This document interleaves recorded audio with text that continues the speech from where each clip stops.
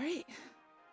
Hello, everybody. Welcome back to Living, Overcoming, Becoming podcast, where we keep it real, raw, and rooted in faith. This is the space for the ones still healing, still hoping, and still becoming. We don't fake the journey over here. We speak the truth, walk in grace, and we give God the glory while we growing. Okay? Y'all already know who I am. I am Erica. I'm your host for today and every day, because let's be honest, this is my podcast. And today's episode this is a very timely episode, but also I feel like in the conversations I've had in emails, face-to-face, personal conversations, it's for a lot of people who felt like they had to hit reset more than once. And the title of today's episode is called Starting Over Again, but not from scratch. And I'm honored because today I am being joined by somebody who is anointed, real, and I deeply trust this person. This person is deeply trusted by a flock, okay? But especially for me, he has been there for me in my very own restart and rebuild season. And this is no one other than Mr. Bishop Benjamin Spencer of Strong Tower Outreach Ministries. This ministry is very important because, like I said, this podcast is birthed from me being surrounded by his leadership, his wife leadership. And he is going to be talking to me today because not only is he a powerful leader, he is someone who walked with me, covered me, and reminded me that even when we start over, God was not wasting no time. And we're having an honest conversation about what it looks like to begin again, spiritually, emotionally, and even mentally. And this time we have wisdom, wounds, and worship. So if you ever felt like you were rebuilding from nothing, left but just prayer, wondering why God isn't stepping in and why he's allowing the breakdown, this episode is for us. So I need you to pause your distractions, grab your journal, open up your heart and your mind, because this one's for the comeback kids. Okay, guys? So Bishop. Yes, ma'am. Hello, sir. Hey, woman of God, how are you? By the judge of the smile on your face, I feel like you're going to give me something today. I'm excited. I done seen all the saints with you, but I'm looking forward to this. I always appreciate not only your transparency, but how you can tell the story of what you came from to where you are now, but you're also very open about, not only what God tells us, what he commands of us, but you're also very open to the process of it all and allowing us to feel our feelings and have those conversations in your office, on the phone, through text message, because I feel like a lot of people misconstrue the journey and some of the saints questioning or asking questions with ungratefulness or shame, or, we're not happy to be in this space of God. But you also are a teacher, a leader that believes in ministering to our in between. And today, with the topic of starting over, you literally watched me. You watched I me. did. I watched you up, down, and around. And, and Overseer Kier, y'all have been very solid in allowing me to do my process, but also being open. And I want to take this time to start off this episode and conversation. And I want you to talk about a restart period in your life and what that looked like. My journey through life was not easy because my mother had me at a young age, and having me at a young age growing up through real life and church without the proper direction caused me to inherit some uncertainties, inherit restrictions that does not equal out to my focus nor my future. And so with all that information, it caused me to have up and down moments, just like I inherit at a time depression or anxiety, again uncertainty, and view things differently, more on the survival and the defensive mode versus seeing things clear as they were. So in all that caused me to really, as I developed, it caused me to have a lot of highs and a lot of lows. Mm-hmm. But they taught me something. That's the only thing I can say about God. He will cause you to learn something out of your mistakes if you are open to hear it. Because the truth is, a lot of stuff that we are into is something that we inherited versus something that we chose. And so some of us are living in inherited issues versus issues that we decide to get ourselves involved with. So we're wrestling against an enemy that we have nothing to do with. And that's why it's important as we gather our lives together, say, Lord, wherever point in my life I am at, it will only be fair for me to say, Lord, empty me from things that are attached to me that doesn't belong to me. Because I may be fighting a fight that I don't need to fight, but I hold on to it because of how it was displayed to me or how it was brought to me. And so, with all that being said, traveling through life calls us, me and my wife as well, to ask God to please empty us out of these circumstances so that we can see you clearer, so that we can be focused on what we need to choose, right or wrong or indifferent. At least I want to be accountable for my decisions. And so now our lives are moving forward progressively only because now we are accountable for the moves we make. Yeah. So we got to try our best to make moves that make sense, and so we move from there. But when you carry on stuff, that's why when you carry on stuff, you be in a state of confusion until you find a river to sit at. Yeah. You be going through like, Lord, I don't know why I feel so down now. I don't know why I feel hurt and all this pain. What is this? Yeah. Because sometimes these things come because you don't know the details. You know what? It's funny that you say that, right? So like I said, this man has seen me through my ups and downs for the past almost 8 years now. And like when I talk about a reset, right? So you hear Bishop say like we inherit stuff. So on the opposite end of the spectrum, where my reset, I'm gonna talk about this specific reset right now happening. So I came back to church, joined my church, on fire for God. And then all of a sudden, my reset button happened when my marriage fell apart. Because I'm gonna set the tones. Like I got married. I was getting ready to have my child. We just moved into our own place. Like everything seemed like it was good. Like I love God. God loved me. I was going to church with my baby. We had our own apartment. We was physically affluent at this point. Like we was like the combined income of our household was about 100,000. So we was sitting. We was good. Then all of a sudden it fell apart. And then I got divorced. Well, separated first. And then we moved out of our apartment because we separated. I moved back in with my parents, and then I lost my really good job. I lost my good job, and I used my fallback job where I'm at now. And then we're fast forwarding, and then it was like not only did I like get knocked, kind of I equate this to like an extreme game of shoots and ladders. So I was literally about I was at that winning square, and then all of a sudden I started hitting them shoots, and I started going back to the starting board, and I'm like, all right, so I lost my good job. I don't got my own crib. Me and my baby at my mama and daddy house, and then now it's just me. I'm co-parenting. My job is not very. It's not much conducive. Like you know what I mean. So when I say that reset, when I went from the top back to the bottom, I was like, God. Now, when I signed up for this life, I didn't know my trials and tribulation package would hit me that quick. I didn't know I was getting the express, start button. So when you're talking about inheriting things where it's like we go from making good and bad decisions and then we move forward, I felt that because I was like, okay, I'm making these decisions. And I think what happened was I started trying to make the better decisions than I did before. Because let's be honest, we start over a few times in our life. Yeah. But when I started over and I was like, no, okay, if I'm at what I thought was rock bottom, I chose to get married. I chose to, work at a certain place. I chose to move out. I chose to go all in for my marriage. I chose to go to God for everything. And then it was like when I started making them choices that I thought was right, and then that effect happened, I was like, um, what I do wrong? What did I do? Let me say something in that. Let me say something that what's interesting. So when you got married, you was rolling, but when you chose God, you said, my reset changed because what happens with God when He wants it His way, your reset gonna feel like failure. It's gonna feel uncomfortable, but His reset is not failure; it's restoration Mm, because you're restoring your life to His design.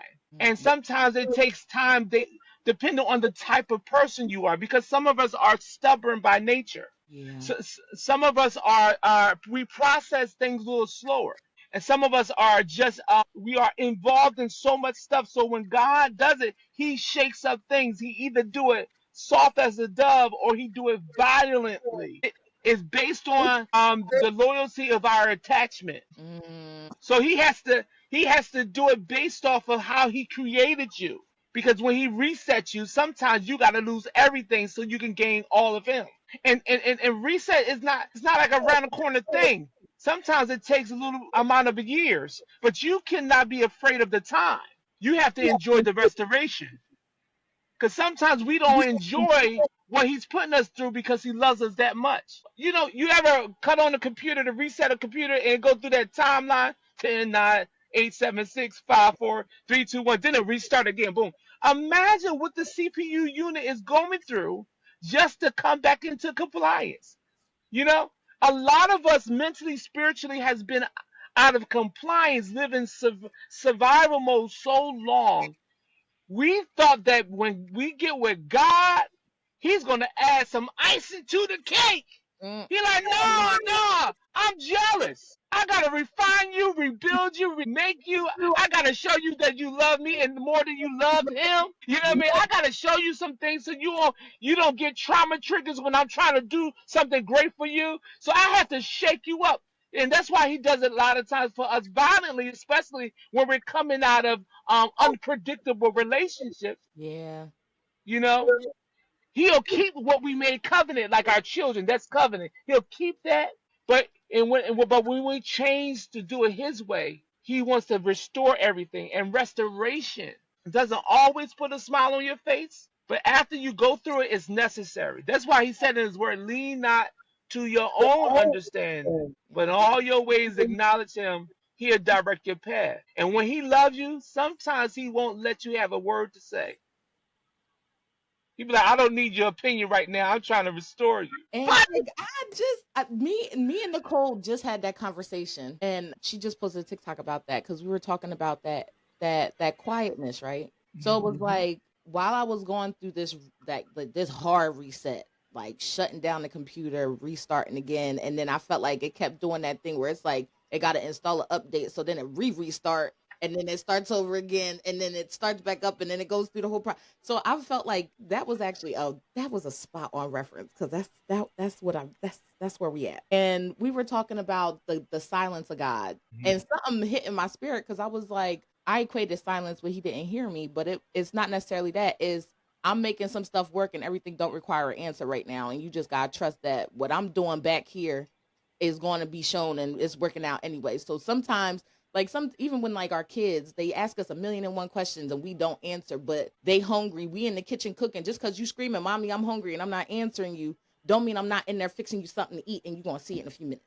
Like you know what I mean? So I had to take that and I was like, all right, God, just because you're silent doesn't mean you're not working, right? So when you just made that reference and I was actually blessed to be able to pray, and then even if he don't answer me, he use y'all a lot because even with that whole like separation into divorce thing, I felt like that was a failure to me. Like my because y'all seen me snot crying at the altar, and I'm like, I don't want my marriage to fall apart. Like what the heck is happening? The closer I get to you, the more my relationship with that man is turning into hell on earth every day. Like what is happening? And with that restart, because I was praying to him and asking, just because he wasn't answering me to me, that's when you came to me and you was like, that was not the relationship he had ordained for your life, but he gave you a blessing of your child out of it. But now when you explained to me that hard reset for me, it looked like failure, but it was really like just me realizing that it was me coming back into conformity to what the plan he had for my life was, and this is how he had to do it. It makes so much sense now because you're right. Like, and because he knows how to handle me, he probably couldn't do that in a gentle way because I probably would have just passed it off or I wouldn't have made the right move. So he know he got to use tough love with me because I unfortunately I have a I like when people are aggressive with me. So why would I think that he wouldn't do the same thing in my life? Where see, he did? the Lord knows your love language. That's what it is. I want to add to this too. His silence is not punishment. Right. He's that type of guy. Like, wait, wait, wait, let me do it. Shh, shh. He's like, shh, let me do it. He said, I will orchestrate other people to have conversation and dialogue with you. But Mm-hmm. let me do it. I don't want you to beg. I don't want you pleading. I don't want you to give me humanity responses where it causes you to lose consciousness. But I want you to wait. Yeah. I need you all together as I fix this. Mm. And when I'm fixing it, it will require you to go through the process in seasons. So Yeah. every season of your life of restoration is different. One time it's going to be the mind.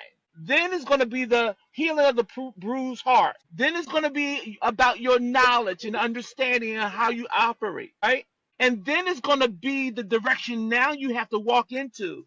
Because the process of restoration is different. He is not conjoining them. Mm. Oh man, we don't got a lot of time, but I'm telling you, he is not conjoining. God does things decent and in order. He's not going to overwhelm you with information for you to be healed. But we have to break down because so many people are saying so many things. We have to break down what season of restoration that you're in because you had to start over. Mm. Is like you said when you first started, you was weak because the mind had a conflict. I set my heart in this. We had plans. So he had to really work on your mind, break the mind, break the whole thing so that your emotions can feel it. You Yeah. know? He had to break all that. That he had to deal with your heart posture, Yeah. meaning the things that are attached to your heart from the mind conversation that Mm. enters into the conscious mind that cause permanent effects. So he had to deal with that. He had to dig and eat and get involved in that. So we could talk about it more, but it is a process of restoration for you. And you Yeah. have to respect that and not be ashamed of it because it's going to make you look crazy. It's going to make you look bipolar. But when you come out of it, you can't be ashamed of how people see you. Yeah. Like, girl, do you remember how you were acting? Yes, I do. I do. I do. And so when God takes you through the process, he takes you to, like, you're in that vocal process. Now I have to express what God is doing transparently Yeah. so that he can open the next door for me. You know what I mean? Yeah.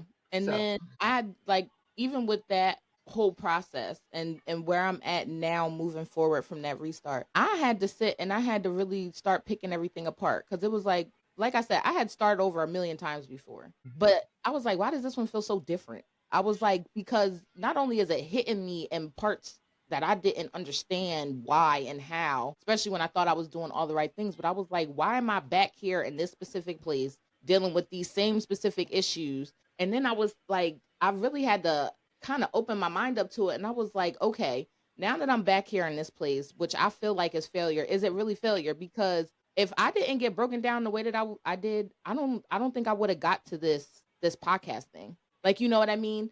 And it was like I would have found a way to glorify God or use my testimony, but it was like when I was in the space that I was in, it almost felt like I was so distracted by things to where I tried to do it and it didn't come into fruition. But now when I had started over, it created like a whole nother sense of like urgency to be like, no, if this is where you're gonna have me at, I'm gonna talk my way through this because like not only do I use this platform to help others, I use it for myself because it helps me break down where I'm at, what I've been through, where I'm going, like where my vision is, and then it allows me to bring other people in to not only get the information but then give me encouragement because most of y'all have been through the same thing or were going through the same thing or have been through the same thing at some point. So it was like, God, now that I'm starting over again, how can I make this start over like meaningful? How can I make this reset actually mean something? Because I don't want to keep going in the same roundabout. I don't want to keep feeling like I keep like you keep having to make me find ways to learn from what I'm doing. And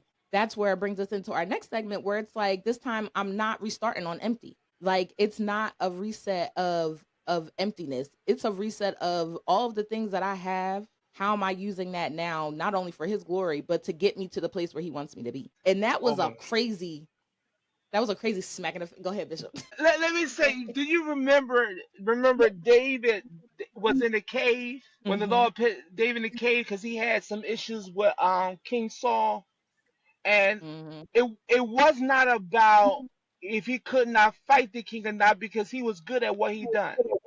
But God wanted him to be in a safe place because he still was in a place of vulnerability of discovery, right? And also, it was more dangerous for him to be out there while he was changing than him being in inside. So inside was more of a safe place for recognition of who he was and who he's becoming. And sometimes we don't understand, why do God put us back into a place of restart at familiar places? But the Bible teaches us also sometimes we got to do our first works all over again. It is not that you have the inability to survive, but he does not want you to use your skill to fight while he's making a way for you. Hmm. He just wants to reveal to you who and what Yeah. you are and what you're becoming. And I think that's one of the things that we are afraid of sometimes too. We are afraid of our success after we have been going through so much. Yeah. We don't know how to appreciate the fact that God is saying you deserve all of this and more. And sometimes we reject it because the spirit we operated in was survival versus the journey to be discovered. Yeah. And then I feel like even with that, not only is the fear of success the nervous point with that too, but I felt like for a very long time, and I still fight it right now, it's like I have this weird tendency to be afraid to get my hopes up. Like because I hit that reset so much and because this last reset was like a hard reset, it's like when I start getting momentum, it's like I'm almost nervous to be excited about the progress I'm making because I'm like, if I have to restart again, I'm like trying to cushion the blow in my head for what happens if this isn't where I'm supposed to be. And I hate that aspect of the restart too. Like I don't know how to maneuver or at least change that narrative in my head where it's like, okay, if I trust God, I trust God. But at the same time, I can't say I trust God. And then every time I make a move, I'm looking around like, all right, the landmine about to blow up. Like, okay, I'm gonna go ahead and I'm gonna take this step. But then I'm looking around nervous, like, but are you gonna tell me no or take it away? Like, and that happened to me when I texted you when I was down south a few months ago. And I was like, yo, Mhm. I really just want to be back here. I really like, I don't know why I feel safe. I don't know why I feel like I need to be here. I don't know why I feel like I want to move back down south. When you gave me the revelation of God and God told me I could not move back down there, I was like, what? Like, I was like, so then I had to kill that identity part in me. Like I cried that whole trip. I was like, dang, like I really can only visit you. I can never really set up here. And then I had to mourn that. But then I had to say, all right, God, if I say I trust you, I gotta trust that it's working out for my good. So if you don't want me back here, and then you gave me the reasoning why because of what it Mhm. represented to me, and that kind of made it a little easier for me too. But I was just like, I don't like this spot in me where I was like, God, I love you, I trust you. But why do I feel like I'm stepping in a landmine field every time I want to make a decision now? Because I'm afraid of that. I'm afraid to move forward and have to start over. Because I almost feel like he's using my life as like a means of I'm not starting over empty. So it's like, what can I use from what I've been through, what I'm going through, like where I'm trying to go as a tool. So it's like when I look at all of these things and how I reset, I'm like, you know what? I really didn't feel at this because it made me endure. Like it made me see like where my strengths is in enduring to a certain point, like where my boundaries are. Or it's like, you was about your marriage, but when you started discerning and you started looking at it not being proper fruit and it wasn't giving you the stability, when I made that decision to be like, this is not what I feel like God wants in my marriage, and I had to make that decision, I was like, that was also a turning point in realizing my strength because when everybody around me was like, no, don't do it. We don't believe in that. We don't do divorce. Like, what the people in the church going to say, all of this stuff. I still had to trust that. I'm like, I'm not feeling this for no reason. And then I leaned on my counsel that God gave me. Like, you know what I mean? So it was just like I learned certain things about myself in the reset after I analyzed it that now seem to be helping me, but now it's creating that the tools that were being stored in me in that rebuild were now being used for my good in this new reset. Because I have to keep remembering that all things do work out for my good. I'll be having to come back to that. It's not always the forefront, idea, but most of the time I come back to that. Mhm. But I don't know, Bishop. I don't. Why do I feel like I'm walking around in landmines?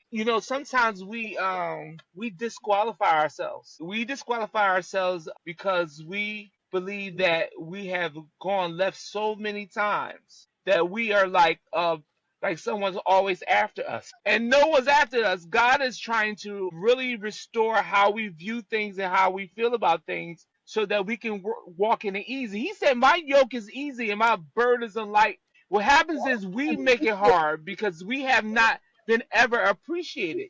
Do you know that your emotional damage equals out how you're going to see things spiritually? If Mhm. you do not adjust those areas of your life, you would think that God is doing something detrimental while you were moving forward. Oh, he might hit me. Oh, something might happen. Oh, this may happen. And God's looking at you like, you good. Wait, be still, wait again, be still.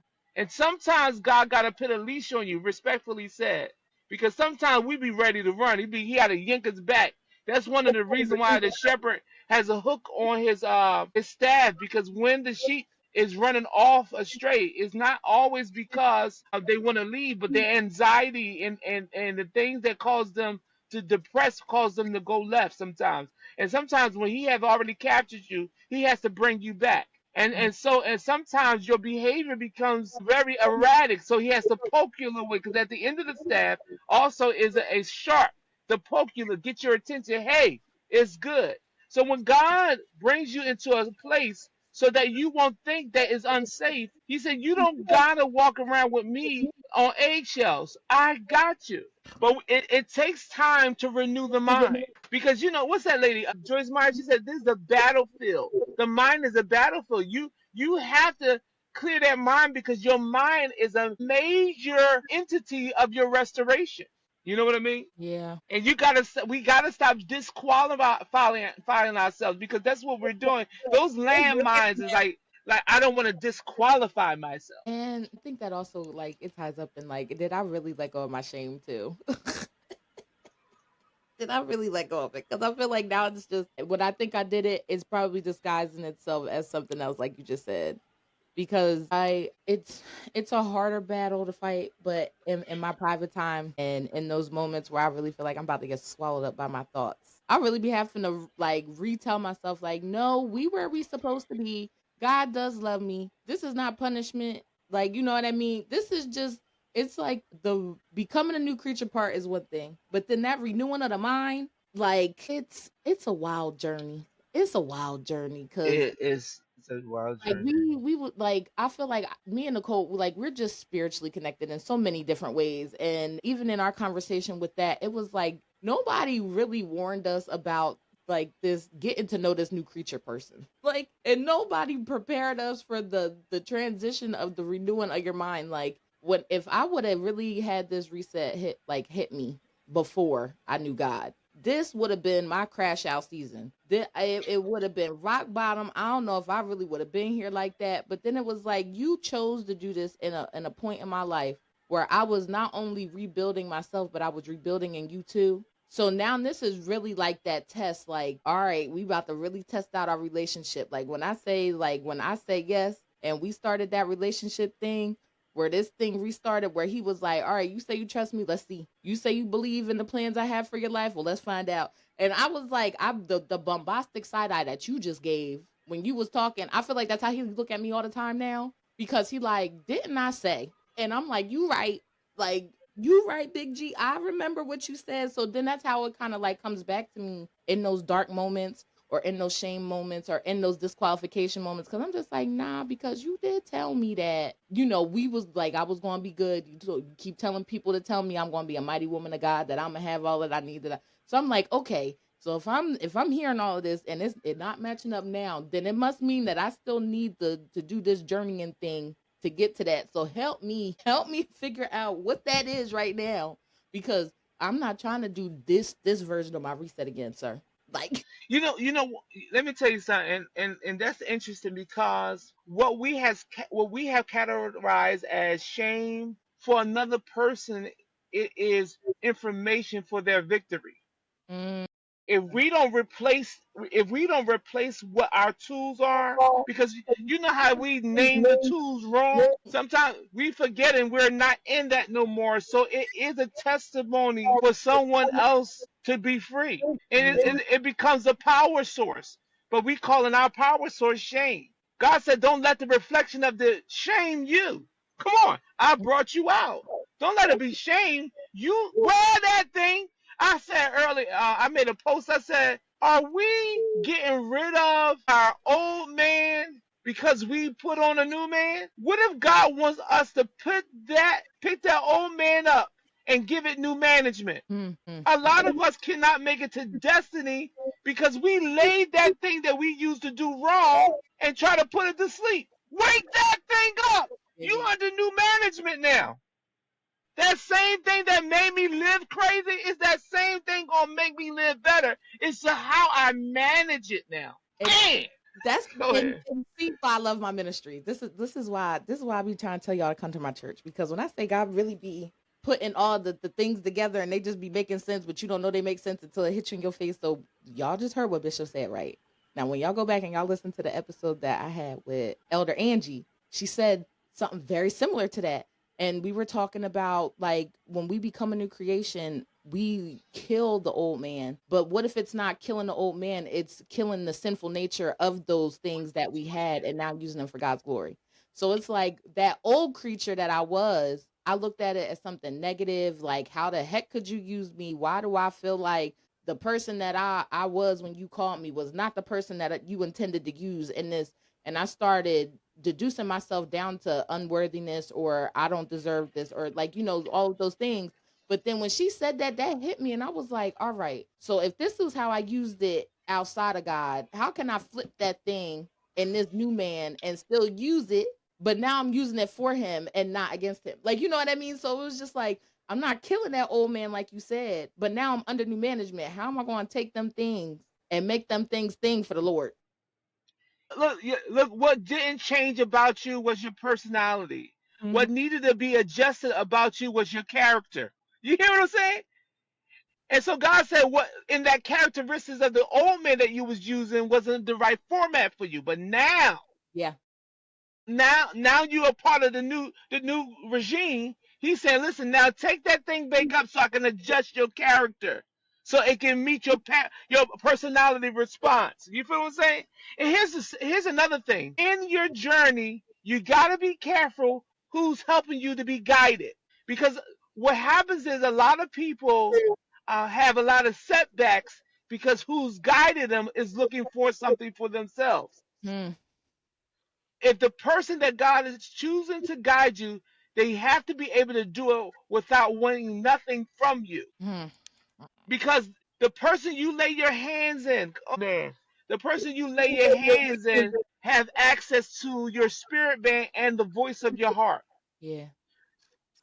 That, Pastor and I utilize our ability to God to be silent in moments and only vocal when it's necessary. So Mm-hmm. sometimes we gotta seem like we're giving you a cold shoulder and then love on you really heavy and really overwhelm on you so your delivery and your deliverance will be balanced. We can't give you everything, but we gotta make sure that we give you enough, because we're not expecting nothing from you but for you to experience God. Yeah.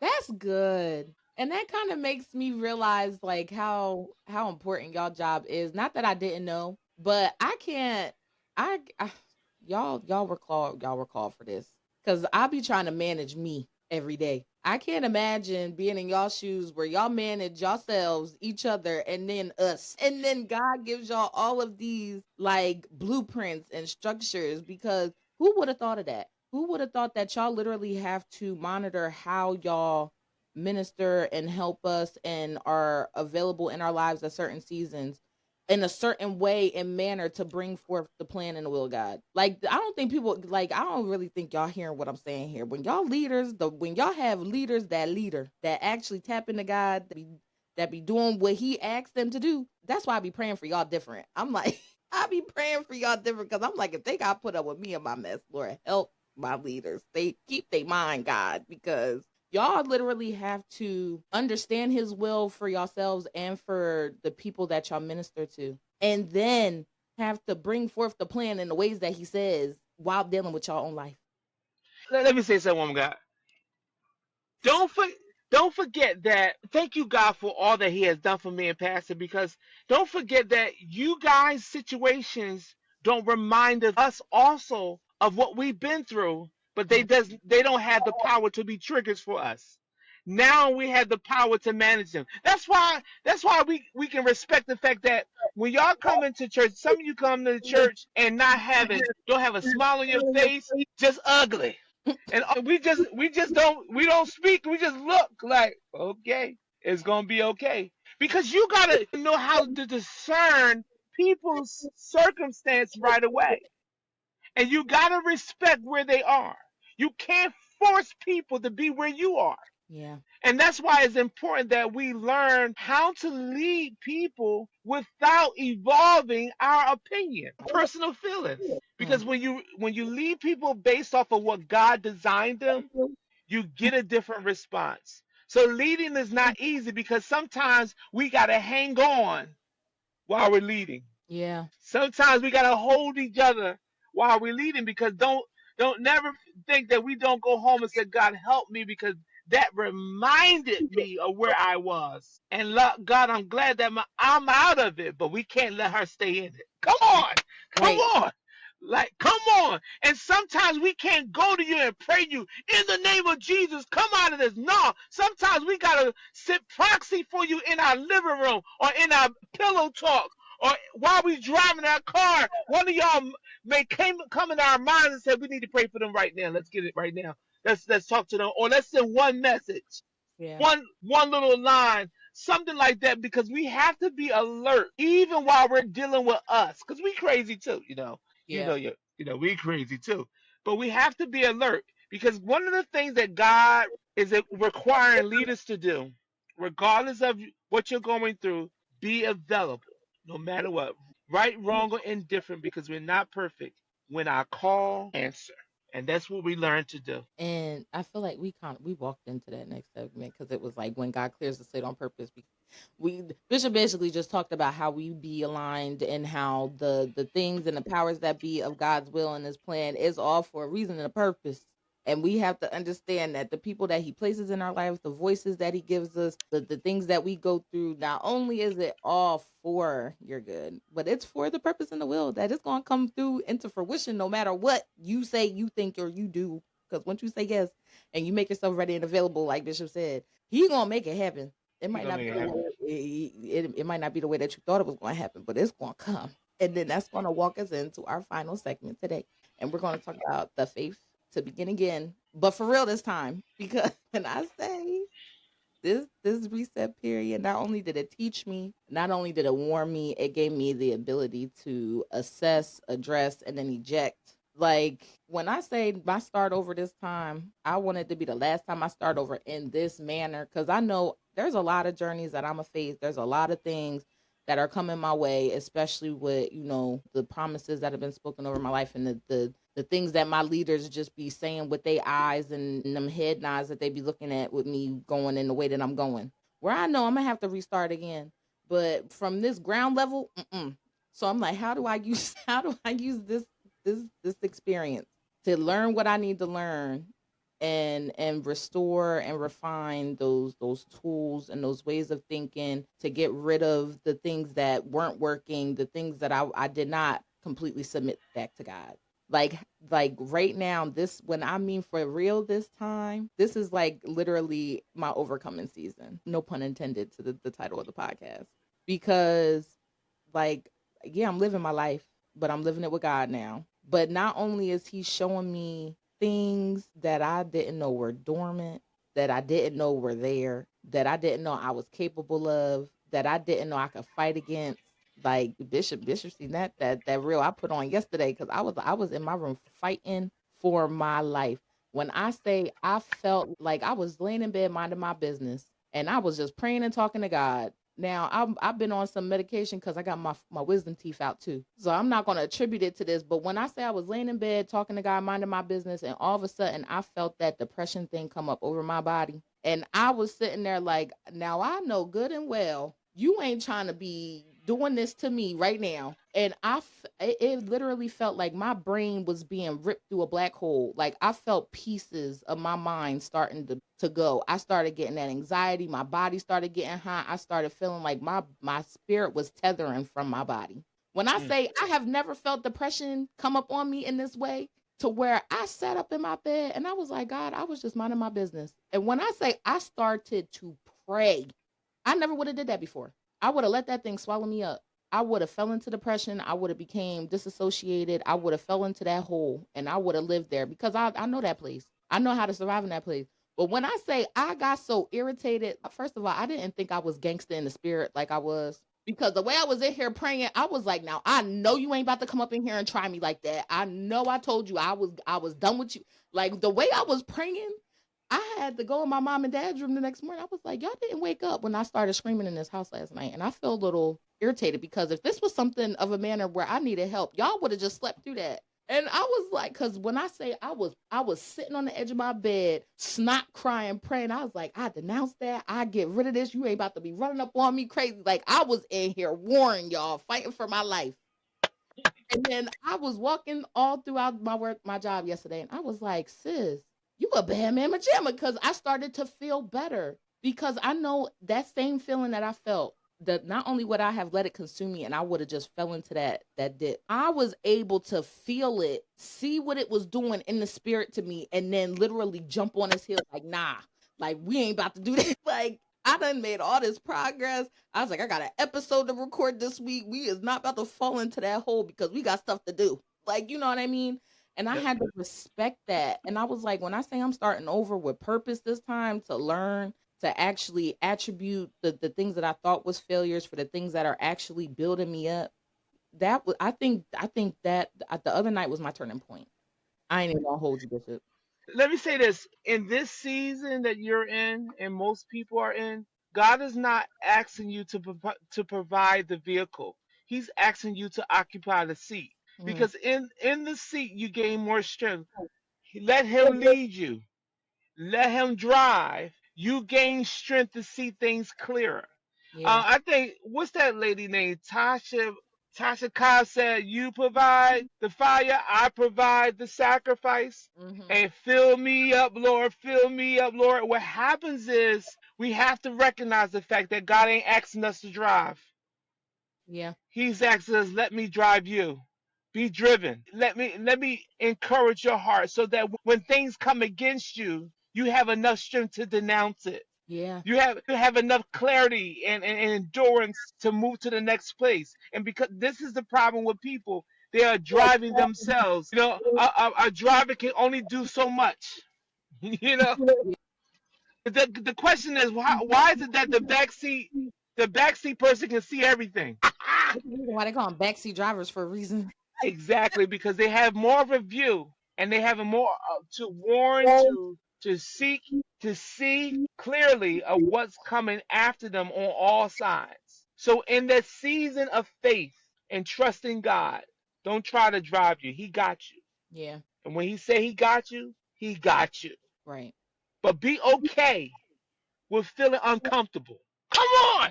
Yeah. Be okay with not understanding everything. Mm. Let God do His perfect work in you and watch what you will see at the end of that journey. Yeah. Because His journeys don't end with you until you are exhausted with all your dreams and your visions and your desires. Because Mhm. He still has countless things to put upon you as you move forward and become successful in Him. Yeah. And then it's like you gotta lean into that obedience part of it. So like you're letting him drive, but you gotta be obedient and you gotta lean into that faith and that trust. Like people with trust issues like me, it subsides over time. Because at the end of the day, it's just like you can only be told to trust them so much. And then when all of the things start thinking and all the things start happening, you really gotta throw your hands up and be like, you know what, God, all right, you got it. Like I feel like, and some people, y'all just gotta let that thing overcome you. You just gotta throw your hands up and be like, you know what, here. Cause honestly, that's how a lot of my submission comes. It's not like me laying on the altar and I'm like, God, I can't bear the weight and blah blah blah. No, most of the times I be trying to hold that thing. I do. I'm kind of stubborn because I was used to operating that way all my life. I'm used to being the Olivia Pope in everybody's life except mine. Like I'm Yeah. used to being a fixer. Used to I had to kill my savior complex because I ain't God and I gotta stop doing his job. But when it comes to certain things, sometimes I'll be like, you know what? Take it. You got it. And then I might be trying to put my hand, but I'll be having to smack my hand away like, nah, we gonna go ahead and we gonna let him do what he gonna do, and then that's when he start using other people on me and they be telling me things and they be like, you need to go ahead and let this go. And Pastor Kid be coming up putting the sheet over my head. Let it go, Erica. I'm like, you right. I know, because you gave me leaders that can see me even when I don't say or or do nothing. So it's just like when I started leaning into my obedience, I had to like really understand and trust the fact that not only is he surrounding me with the people that I need to be in around this season, but that everything is working out for my good anyway. Let Like, me say one thing. You don't, when God takes you through the process too, you don't automatically become totally vulnerable. And mm-hmm, it doesn't offend God neither. Sometimes God lets you keep it so he can prove it. He like, wait a minute, let me prove this to you, daughter. Let me show you this.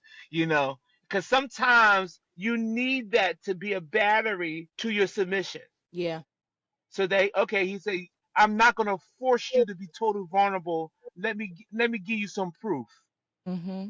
And sometimes he uses it as a flashbang in a pot for me because he be like, all right, I'm gonna let you hold on to this, but why you focusing on that? I done worked on something completely different over here. already. Time you let that go, that's set up, and you ain't even know that was over there. And I'll be like, what? You was just letting me be preoccupied with this toy over here, just to do something else over here. And I'll be like, all right, you're right. Like a Hmm. lot, like and that all comes back to what you said. He knows how to deal with us. How to do He it. knows how to reset us. He knows how to reboot us. He knows how to install our updates. Like I'm gonna keep using that motherboard reference. I feel like that was the best reference I done ever heard come out your mouth because I'm just like it's so true. Like it's so true. And because he knows how to handle us, because he's the manufacturer, because he knows what we're made of, what we're used for, like what all our capabilities are, we can't sit here and be mad when he got to do certain things a certain way. Because if we trust him, then we gotta trust the process too. And we gotta trust that the process is a process for a reason, and we're where we're supposed to be at in a point in a time to learn, to minister, to do all of those things. And I feel like I just outwardly processed myself. I really did. I outwardly processed just now. Thanks, Bishop. You didn't do nothing. You don't realize what you did, but I outwardly processed this episode. I really did. I just love y'all. I don't think y'all understand. But the reset is meaningful. It's necessary. It is. It is. It It's is. necessary. I just want to say before we leave here, and this Mm-hmm. is vital to everybody. Don't compare your reset to someone else's. Mm. Don't Woo! compare it. When you're even in conversation of dialoguing with people about what God is doing and what God is changing in you, be very careful with the comparison Mm-hmm. because sometimes the comparison can throw you off if you're not totally focused. Yeah. So make sure that when God meets you, again, we said it before, he meets you where you are. Yeah. Even though you have people that will have similarities, your destiny and destination is at two different places, Yeah. but dealing with the same God. That was a bar. That was a bar. We're gonna have to put that on something. But we have come to the end of this episode. A much needed, much appointed time episode. Bishop, I appreciate you. I appreciate I everything appreciate you that too. you do. Love you so I much. appreciate all the thought and the process and the alignment that you put yourself through, that your family puts themselves through to be available Mhm. and to be used by God. And before we go today, you already know why your journals is out, y'all, because we're going to do our reflection prompts. Like I said, y'all can share this with me. You can keep it to yourself, but I want you to do this homework this week. Question number 1, where have I been afraid to start again out of fear it won't last? 2, where did I gain from my last attempt that I'm bringing into this new season? And the last one is, am I willing to see myself as equipped instead of broken? Okay, write them down, take pictures, send them to me. You already know where you can. The community center is almost done. The website will be up at the end of the month. So will the merch will be out. Bishop is definitely going to be tugged on because we come into the end of this season, but we got 4 more to go. And I'm working on a 7th season right now too. So I'm going to need y'all to stay prayed up. Make sure that you are tugging on your support. Make sure you come check us out at Strong Tower Outreach Ministries That's and right. Devil Bear. And take this declaration as we go out. I am not behind. I'm being rebuilt. I don't start from scratch. I start with strategy. Even if I've fallen before, I rise wiser, stronger, and more aware of who God is in me.